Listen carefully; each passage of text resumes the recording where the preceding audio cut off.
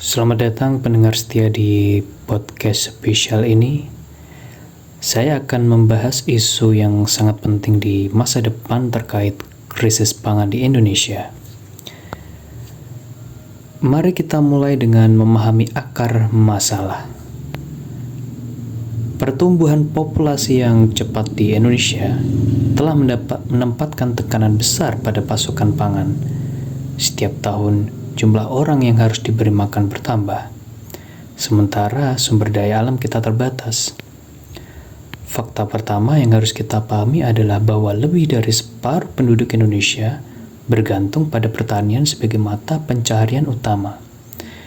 Namun, sektor ini seringkali kurang termodernisasi dan kurang produktif, menyebabkan ketidakstabilan dalam pasokan pangan.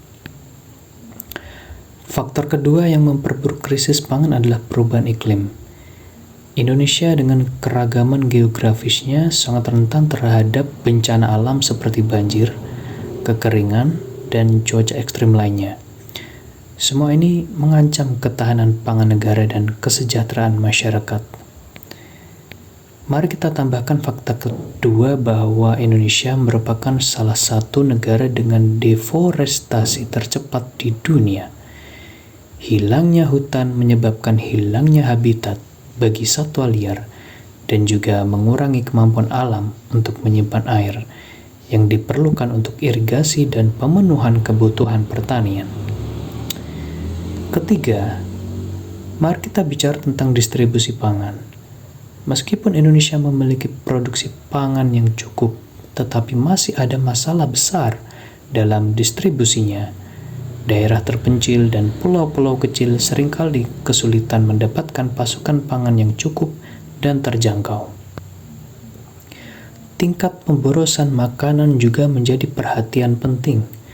Sejumlah besar makanan dibuang setiap hari, baik di tingkat rumah tetangga, pasar tradisional, atau rantai pasokan besar.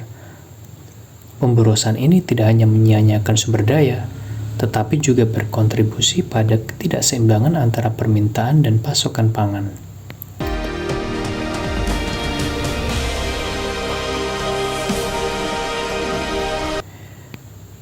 Sekarang, mari kita fokus pada solusi.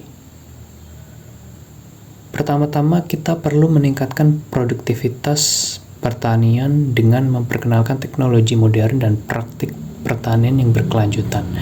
Investasi dalam penelitian dan pengembangan pertanian juga sangat penting untuk meningkatkan hasil ketahanan tanaman. Kedua, mungkin kita harus mengambil langkah konkret dalam menghadapi perubahan iklim. Ini termasuk mengurangi emisi gas rumah kaca, memperkuat infrastruktur tangguh bencana, dan mendorong adaptasi pertanian yang lebih tahan terhadap perubahan iklim. Terakhir, kita perlu meningkatkan akses dan distribusi pangan yang merata. Ini melibatkan pembangunan infrastruktur transportasi dan penyediaan layanan logistik yang lebih baik ke wilayah-wilayah terpencil. Kebijakan yang mendorong perdagangan pangan yang adil dan berkelanjutan juga harus diperhatikan. Dengan mengambil langkah-langkah ini secara bersama-sama, kita dapat menghadapi krisis pangan dengan lebih baik dan memastikan bahwa setiap orang di Indonesia memiliki akses ke pangan yang cukup dan berkualitas. Terima kasih telah bergabung dan sampai jumpa di episode berikutnya.